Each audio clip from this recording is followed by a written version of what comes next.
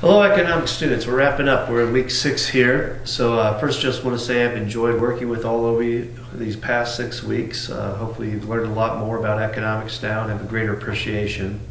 Putting the video lecture, mini lecture out a little bit earlier this week because I got quite a bit to do this weekend and I've been staying busy, but it'll give you a little bit extra opportunity to work on the exam and just wrap everything up.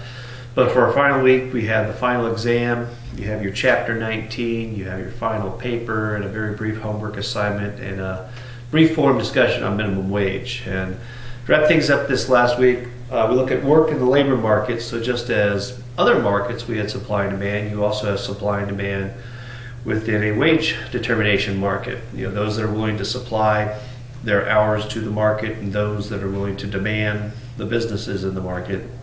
And they give various theories about the determination of wages in this chapter, everything ranging from efficient market theory, efficient wages, why employers may pay above equilibrium wages to try to retain and keep employees.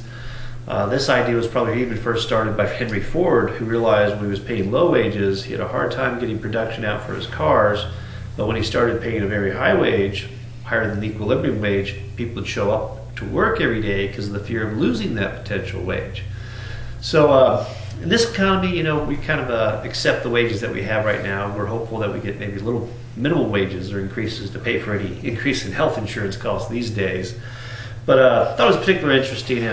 Looking forward to reading your creative writing papers about the discrimination, because as they mentioned in this chapter, there's 3 types of discrimination. It can be based on characteristics of individuals. You're probably not going to hire a waiter or server that has really bad personality. It could be those based on characteristics of groups. If I believe that teenage workers are not so reliable, showing up at time, I may be reluctant to hire them. But the last type is those that affect, that are incorrectly perceived. That can be based on race, religion, anything, which the government tries to enforce. It says, hey, that you can't do these things, whether it's age. And these are sometimes hard to enforce.